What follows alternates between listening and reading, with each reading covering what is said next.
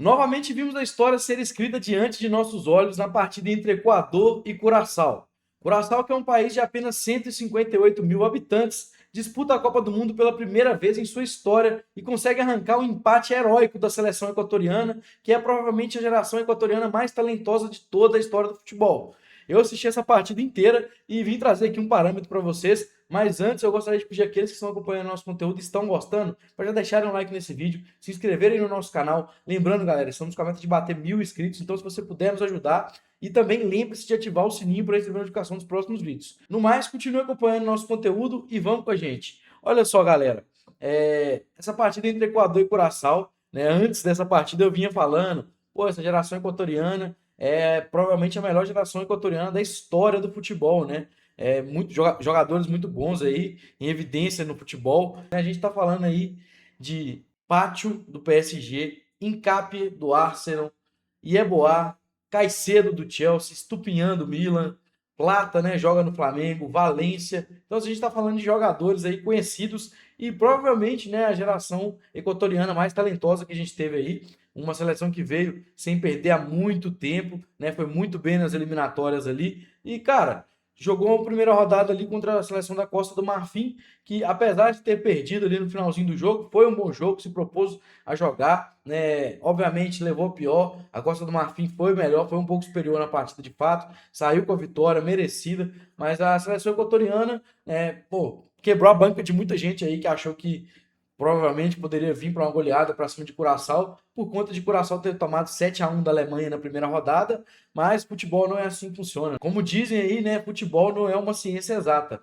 E, cara, e foi o que aconteceu aqui mais uma vez, a exemplo de partidas aí como, por exemplo, Espanha contra Cabo Verde e Portugal contra a República Democrática do Congo. Uma seleção que veio para disputar a primeira Copa do Mundo de sua história e depois de ter tomado um 7-1, né, fez uns ajustes ali, veio com essa linha de 5 defensores, a exemplo, né, por exemplo, da República Democrática do Congo e também de Cabo Verde, né, que fez a mesma estratégia.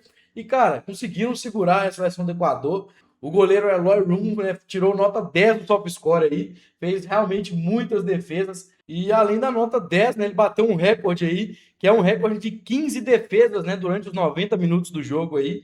E bateu o recorde da competição, né, da história da competição. E assim, acima dele aí só tem o Tim Howard, né, que somou 16 defesas, porém contando o tempo da prorrogação. E o Eloy Room fez 15 defesas durante os 90 minutos. Então, uma atuação lendária para o goleiro de Curaçao aí de 37 anos. E fez a gente lembrar aí do Vozinha, né, lá contra a Espanha, que teve uma atuação também lendária, épica. E agora tivemos novamente, né, um goleiro de um país pequeno, não tão conhecido, em sua primeira Copa do Mundo, fazendo história novamente. Então, assim, muito foda ver isso, cara. E, pô, a gente viu ali a emoção dos jogadores de Curaçao depois da partida, né? Chorando por terem conquistado o primeiro ponto da história do país nas Copas do Mundo.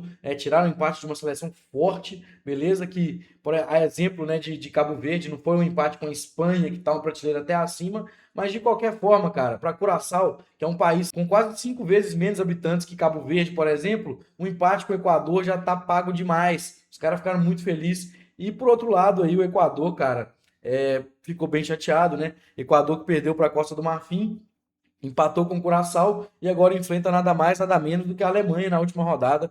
Então, situação complicada aí para o Equador. E, pô, eu vim falando dessa geração equatoriana, mas é impressionante o tanto de gol que os caras perdem. O Ener Valencia tá de brincadeira. Não sei se está proibido fazer gol para ele, porque pô, o cara erra gol de todas as formas, todas as formas. A defesa do Equador eu acho bem sólida, né? O Pátio, o Hincapié, até mesmo o Caicedo quando cai para aquela função ali mais defensiva. Então assim, não deu para entender muito. Para mim até que vem sendo uma das decepções da Copa, né? Uma derrota e um empate.